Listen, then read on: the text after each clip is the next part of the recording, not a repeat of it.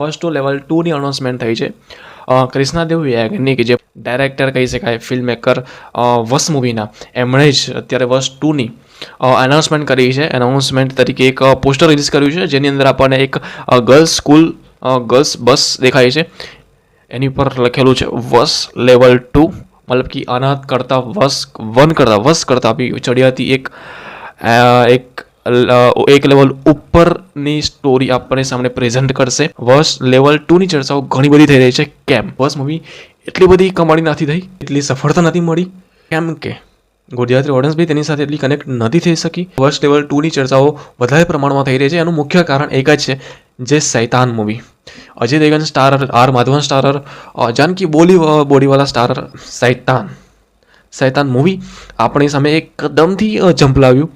પહેલાંનું ટીઝર આવ્યું જે હાર્ડ હિટિંગ હતું, પછી એનું ટ્રેલર આવ્યું જે એના કરતાં એક લેવલ ઉપર હતું. અને જ્યારે મૂવી ઠંબ આપણા સામે ફેંકી, આપણી સામે આવી મૂવી, બોલિવૂડ તો છોડો, આખી ઇન્ડિયન ફિલ્મ ઇન્ડસ્ટ્રી હારી ગઈ.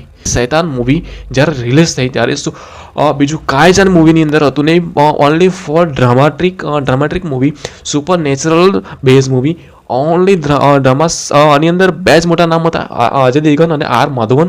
તે છતાં અને માત્ર ને માત્ર supernatural drama, only for ડ્રામાની ઉપર ના કોઈ મોટું ફિલ્મ મેકિંગ આની અંદર હતું કે ના કોઈ મોટો ગ્રાન્ડ સ્કેલ આની અંદર હતો, કાંઈ જ નહીં. પણ માત્ર ડ્રામા, સુપર નેચરલ અને સ્ટોરી બેઝ. તો અને કોઈને અંદાજો નહોતો મૂવી આટલો મોટો બિઝનેસ કરી જશે, કેમ કે 100 કરોડ લગીને લેવલ પાર કરી ગયું. 200 અને 200+ કમાણી સૈતાન મૂવીએ કરીને બતાવી. એકદમથી ધંભ થઈને આપણી સામે આ મૂવી આવી અને એટલી બધી કમાણી કરી ગઈ. વસની રીમેક હોવા છતાં આપણા ગુજરાતી લોકોએ ના જોઈ જે મૂવી, એ મૂવી આખા ઇન્ડિયામાં ફેમસ થઈ. શા કારણે? એટલું ગ્રાન્ડ આ મૂવીને પ્રમોશન મળી શક્યું ન હતું ગુજરાતની અંદર. ઘણા બધા સવાલો છે મનની અંદર કે શું એટલું બધું પ્રમોશનની દ્રષ્ટિએ પાછા પડી ગયા વસના ફિલ્મ મેકર્સ, કે ગુજરાતની અંદર જ આટલું એ લેવલે પ્રમોશન ના કરી શક્યા વસનું, કેમ કે આટલી સરસ એવી સ્ટોરી હતી, આટલે સરસ કલાકારો બી હતા. હિતુ કોનાડી હતી, જાનકી બોડીવાલા હતા, હિતન કુમાર બી એની અંદર. શું કારણ હતું કે જે વસ એટલું ગ્રાન્ડ રીતે પરફોર્મ ના કરી શકી ગુજરાતની અંદર? પણ સૈતાન એટલું ગ્રાન્ડ આવી ગઈ કે સૈતાન એટલી સક્સેસ થઈ કે સૈતાન 2ની પણ જાહેરાત જેટલી જેમ સક્સેસ મળી ગઈ, એટલી તૈયારીની અંદર જ સૈતાન 2ની અનાઉન્સમેન્ટ અજય દેવગન દ્વારા કરવામાં આવી દીધી. સૈતાન 2ની અનાઉન્સમેન્ટ કરવામાં આવી અને સૈતાન 2નું શૂટિંગ પણ શરૂ કરી દેવામાં આવ્યું એટલી ઝડપથી.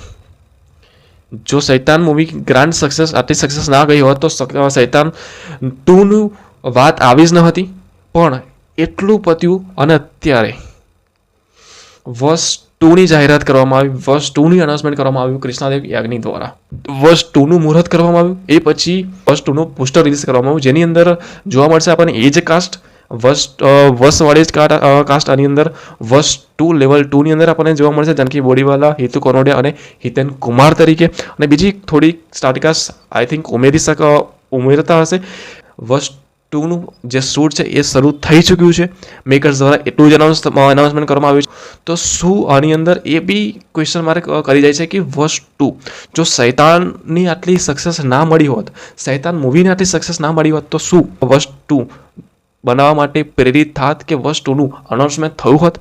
સૌથી મોટા ક્વેશ્ચન આ આપણી ઉપર છોડી ગયા કે વસ તો બનાવી દીધી 2022ની અંદર જેને રિલીઝ કરવામાં આવી હતી વસને, પણ વસ 2 ને આવતા 2025 લાગી ગઈ. તો શું વસ 2 બનાવવાનો ફિલ્મ મેકર્સનો આઈડિયા હશે જ કે વસ 2 બનાવવાનો જ પહેલેથી વિચારણા કરવામાં આવી હતી, કે પછી સક્સેસ જે સૈતાનને મળ્યો એ પછી આને ઉપર થોડું મનોમંથન કરીને વસ 2ની અત્યારે શૂટ તરીકે લેવામાં આવી અને વસ 2નું ફિલ્મ મેકિંગ કરવામાં આવી રહ્યું છે? ઘણા બધા સવાલો છોડી જાય છે સૈતાન મૂવીના જ કારણે, કેમ કે સૈતાન એટલી ગ્રાન્ડ પરફોર્મ કરી હતી બોક્સ ઓફિસ ઉપર, તેના કારણે જ આઈ થિંક. અને તેના કારણે જ સૈતાન 2 અને સૈતાન 3ની પણ કંઈક વાર્તા ચાલી રહી છે. સૈતાન મૂવી એક એવી એક ગાંઠ છે જેને જોડે છે સૈતાન મૂવી એને જોડે છે કે શૈતાન 2 પણ એની સાથે બનાવવામાં આવશે અને શૈતાન 2ની સાથે વર્ષ 2 પણ એને જોડતો એક ભાગ બની ગઈ છે કે શૈતાન મૂવીનો સક્સેસ. શું શૈતાન મૂવી સક્સેસ ના થઈ હોત તો ગુજરાતી ફિલ્મ મેકર કૃષ્ણાભાઈ યાજ્ઞિક યા ફિર એને લગતા ફિલ્મ મેકર શું વર્ષ 2 લેવલ 2ની મથામણ કરી રહ્યા હોત ખરા કે વર્ષ 2 બનાવવાની વિચારણા કરી રહ્યા હોત? સૌથી મોટા ક્વેશ્ચન માર્ક છે. તો જે બી હશે જોવા જેવું થશે. પણ હવે ફર્સ્ટ પોસ્ટર તો આવી ગયું છે, કંઈ ગર્લ્સ ઉપર જ અને ફોકસ કરવામાં આવશે. વેઇટ કરવું પડશે કે એનું ટીઝર ટ્રેલર કાંઈક આપણી સામે ફર્સ્ટ આવે યા ફિર પોસ્ટર પણ આવી શકે છે. તો વેઇટ એન્ડ વોચ. શું નવીનતા સ્ટોરીની અંદર લઈને આવે છે, સુપર નેચરલ પાવરની અંદર શું નવીનતા આવે છે, કયો ડ્રામા આપણી સામે કઈ સ્ટોરી કન્ટેન્ટ શું લઈને આવે છે. Weight and watch.